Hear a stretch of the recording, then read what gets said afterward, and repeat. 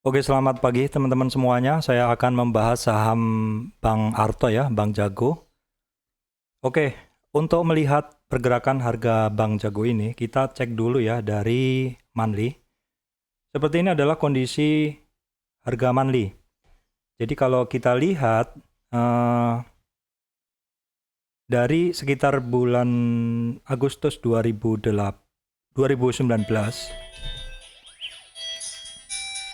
dari sekitar bulan Agustus, September 2019 Agustus ya sampai sini, kemudian trennya turun lagi. Ini 2020 Maret. Nah, saya gunakan tren di sekitar bulan Juni. Juni itu 700. Saya mungkin akan tarik di sekitar Desember saja teman-teman ya. Di sini di bulan Desember saja saya akan tarik trennya. Alasan saya adalah karena di sini sempat ada konsolidasi. Di monthly di sini ada konsolidasi, jadi saya akan tarik di area itu ya. Itu bulan Desember. Ya, jadi saya akan tariknya di sekitaran sini teman-teman ya. Karena di sini ada konsolidasi dan baru breakout di area situ. Ini masih weekly-nya. Dari itu adalah cara saya melihat satu tren ini, tren untuk Bang Jago ya. Kita mesti ngelihat dulu dari monthly, weekly ke daily. Oke, jadi tadi sekitar bulan Desember di sini ya. Tadi kan ada konsolidasi di sini. Jadi saya akan mulai tarik setelah dia breakout dari konsolidasinya. Seperti itu. Oke. Jadi di sini, nah ini saya hapus dulu teman-teman ya. Jadi kita akan melihat Bang Jago ini sebenarnya petanya gimana sih gitu. Saya tariknya mulai dari breakout ya teman-teman di sini. Oke, saya jelaskan di sini adalah swing high-nya ya. Kemudian ini adalah swing low-nya. Kita cek dulu ya, tepat nggak menggunakan ini. Caranya adalah kita lihat dulu di sini kalau tarik ke sini koreksinya sampai berapa. Jadi kalau kita hanya gunakan tren ini teman-teman, kalau kita hanya gunakan tren ini, maka koreksi dari Bang Jago itu dia hanya sampai 23. Ya kalau kita hanya gunakan tren ini ya, maka koreksi Bang Jago sampai bulatan swing low dari swing low ini ke swing high, maka dia hanya sampai 23. 23 yaitu di sini. Ini area koreksinya dia hanya 23. Saya gunakan ini saja, tren ini aja. Jadi kalau kita gunakan tren ini dulu ya. Jadi tren yang saya gunakan tuh dari swing low ini ke sini. Kita lihat dulu, kita analisa dulu. Jadi di dalam tren ini dia terkoreksi, koreksinya kan ke bawah ya. Dia terkoreksinya ke bawah. Ya, seperti ini hanya sampai 23. 23 dia mantul lagi ke atas. Apakah tepat kita menggunakan tren ini? Kita lihat dulu. Dalam mencari Fibonacci itu kita harus membaca dulu. Kalau kita hanya mencari dari tren swing low ke sini, sepertinya kurang tepat karena di sini dia koreksi lagi dan koreksinya tuh hanya sampai 23. Koreksinya hanya sampai 23. Saya rasa kita bisa menggunakan tren yang atasnya aja. Jadi saya hapus ya. Saya rubah ke sini, ke atas. Nah, di sini aja. Jadi tren yang saya gunakan tuh dari swing low di sini sampai sini, oke. Swing high-nya saya gunakan di sini. Oke. Jadi untuk tren kenaikan Bang Jago di sini ya, saya rasa ini lebih tepat.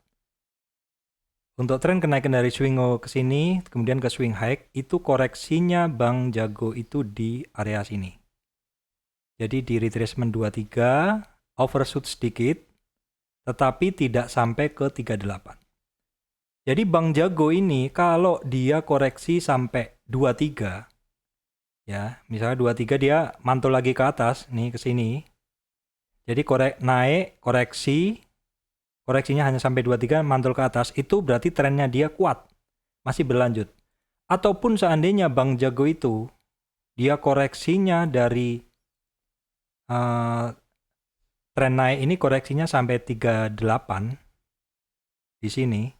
Jadi gini misalkan ya, misalkan skenarionya dia naik, koreksi sampai 23 naik lagi. Itu trennya lanjut.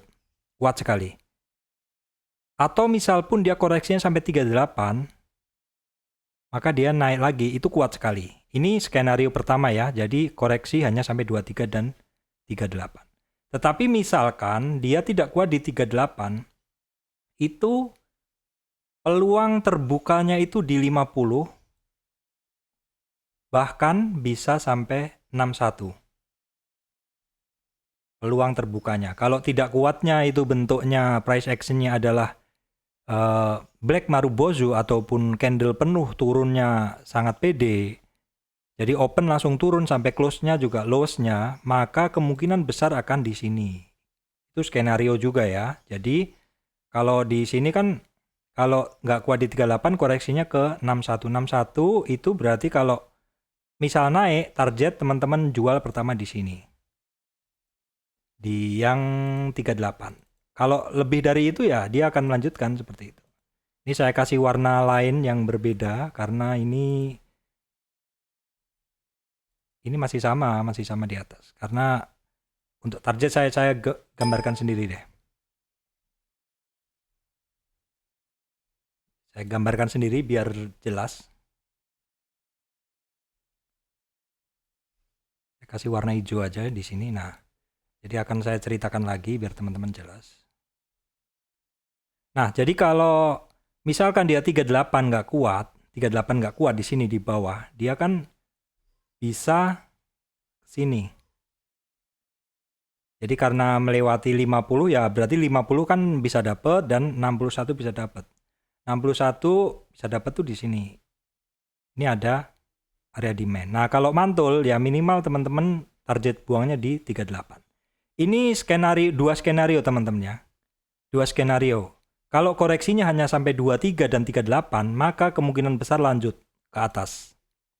Ke atas ya. Ke dua titik inilah, ke area ini. Ke area di sini nih.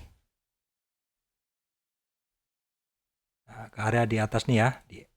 Lanjut. Itu koreksi apabila hanya 23 dan 38. Tapi apabila 38 nggak kuat, ya 50 dan 61 pun berpeluang besar. Apalagi di sini ada demand. Kalau di sini teman-teman sudah pegang di 61, kalau baliknya itu minimal teman-teman targetnya di 38. Tapi itu jangan berasumsi harus ke 38 ya. Kita lihat price action-nya juga. Kalau price action-nya berkata dia akan ini turun dulu ya, candle-nya turun ya, teman-teman amankan aja dengan trailing stop seperti itu. Ini skenario saja, tapi kalau melihat kondisi saat ini, yang lebih dekat untuk kondisi Bang Jago adalah yang ini ya. Jadi yang koreksi hanya sampai 38 dan 23. Untuk sementara seperti itu, karena ya saat ini bermainnya masih di area 23.